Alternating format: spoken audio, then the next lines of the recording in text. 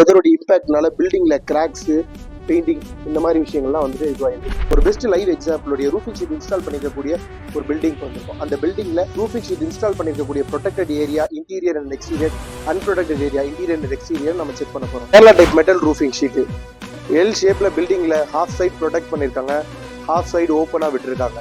இங்க இருக்கக்கூடிய half side நம்ம செக் பண்றோம். ரூஃபிங் டைல்ஸ் போட்டிருந்தாலுமே அதில் ஃபங்கஸ் ஃபார்மேஷன், கிராக் ஃபார்மேஷன் எல்லாமே ஏற்படுது. அதுவே ரூஃபிங் ஷீட் லே பண்ணியிருக்கக்கூடிய ப்ரொடெக்டட் ஏரியாவுக்கு போய் பார்த்தோம்னா எந்த ஒரு டேமேஜஸ், ஃபங்கல் ஃபார்மேஷனும் இருக்காது. அதோடைய லைவ் எக்ஸாம்பிள் தான் இது இருக்கு பாருங்க. இந்த இருக்கக்கூடிய ஏரியா செக்ஷன்ஸ்ல பார்த்தீங்கன்னா எங்கேயுமே கிராக்ஸோ, டேமேஜஸோ, ஃபங்கல் ஃபார்மேஷனோ வந்து மெஜாரிட்டி பிளேசஸ்ல இருக்காது. கம்ப்ளீட்டாக லைவாக பார்க்கும்போது இந்த பிளேஸ்லாம் பார்த்தீங்கன்னா கிளியராக இருக்கும். பட் அதுவே ரெயின் வாட்டர் ஓப்பன் ஸ்பேஸில் இருக்கக்கூடிய ஏரியாவெலாம் பார்த்தீங்கன்னா ஃபுல்லாக ஃபங்கல் ஃபார்மேஷன் ஆயிருக்கும். ரூஃப் கணக்கில் இன்னைக்கு ரூஃபிங் ஷீட் போட்டிருக்கக்கூடிய பில்டிங் எக்ஸாமினேஷனை எக்ஸ்டீரியர் பார்த்துருவோம். இப்போ இன்டீரியர்ல இருக்கக்கூடிய டேமேஜஸ் அண்ட் பெனிஃபிட்ஸை பார்த்துருவோம். இந்த ரூஃபிங் ஷீட்ல கம்ப்ளீட் வாட்டர் மேனேஜ்மெண்ட் பண்ணியிருக்காங்க. டோட்டலா கலெக்ட் ஆகக்கூடிய வாட்டர்ஸை ப்ராப்பரான யூபிவிசி ரெயின் கட்டர்ல உங்களுக்கு இன்ஸ்டால் பண்ணி அதை டவுன் பைப் போட்டு இறக்கி அழகாக வாட்டர் மேனேஜ்மெண்ட் பண்ணியிருக்காங்க.